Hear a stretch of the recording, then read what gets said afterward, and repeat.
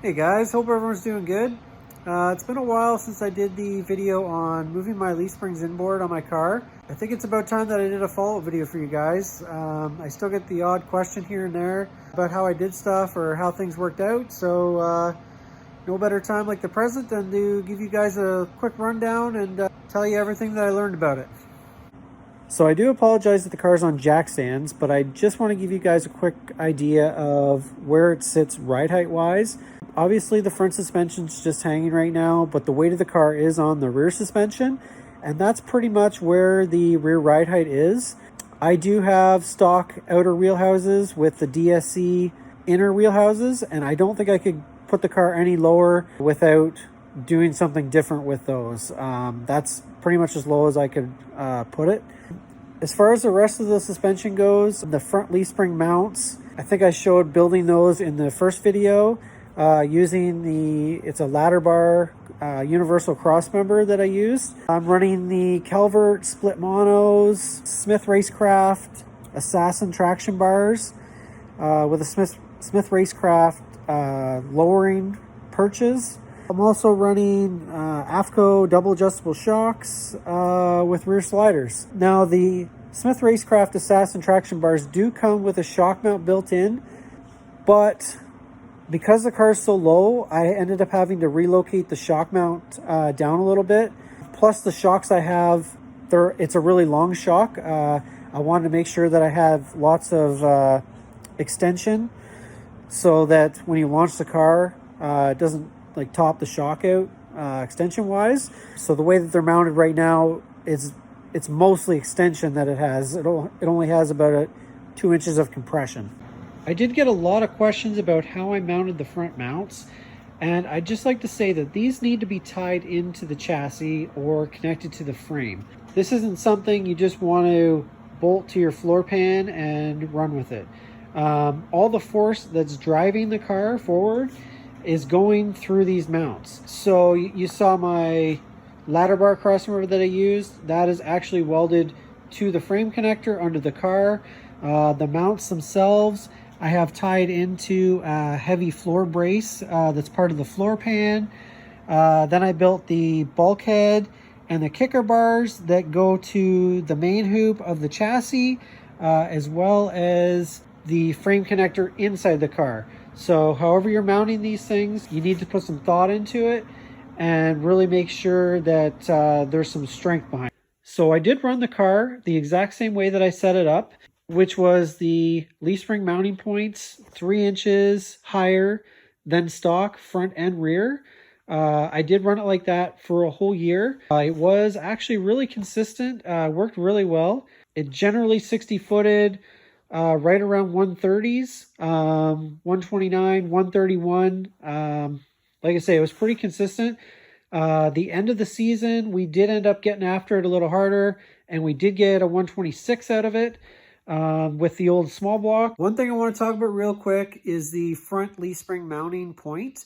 So the way that I understand it on a leaf spring car, that front leaf spring mounting point is your instant center location. So that's one thing that I didn't really take into account, the effects it would have on the way the car launched.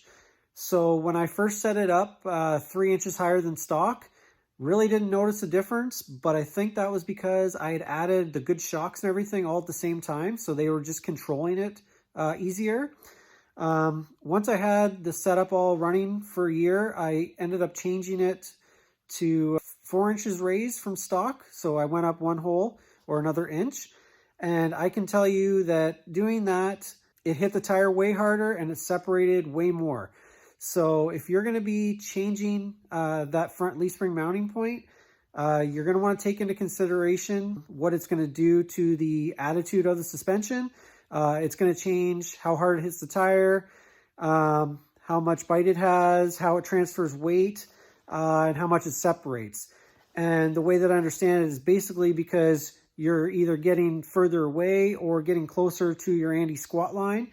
So it's just something you're going to want to take into consideration before you do it.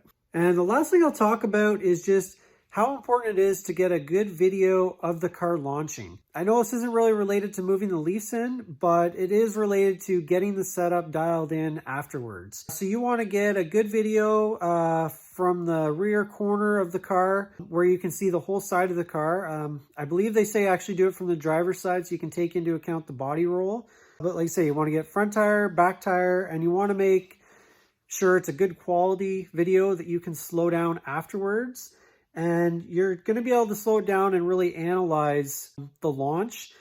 So you're going to see things that you might not notice at full speed, or might not remember even, for that matter. So you can watch how it hits the tire, how fast the front's coming up, how much it's separating, all those kinds of things that are going to be basically priceless to you when you're trying to tune the suspension. So I'll play 2 launches right now. I'll play them in full speed, regular speed, and then I'll play them in a slower speed. And just pay attention to what you notice in real speed, and then pay attention to the things you can notice when it's slowed down.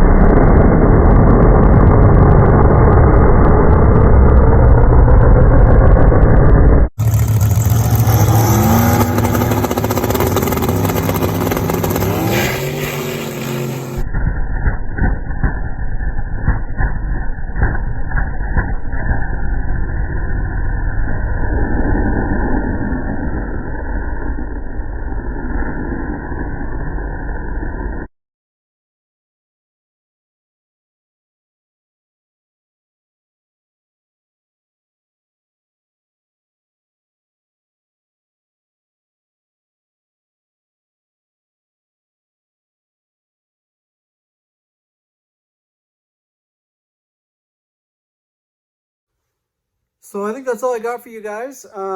Sorry it took me so long to make this video, but hopefully it's a little more valuable now that I've actually run the setup for a couple years. I'm sure I probably missed some stuff again, but if you guys have any more questions or comments, shoot them up there.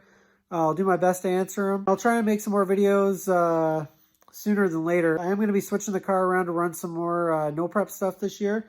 So I got some changes to try and make it work better. So yeah, like, comment, subscribe. Do appreciate the feedback or comments. Thanks for watching.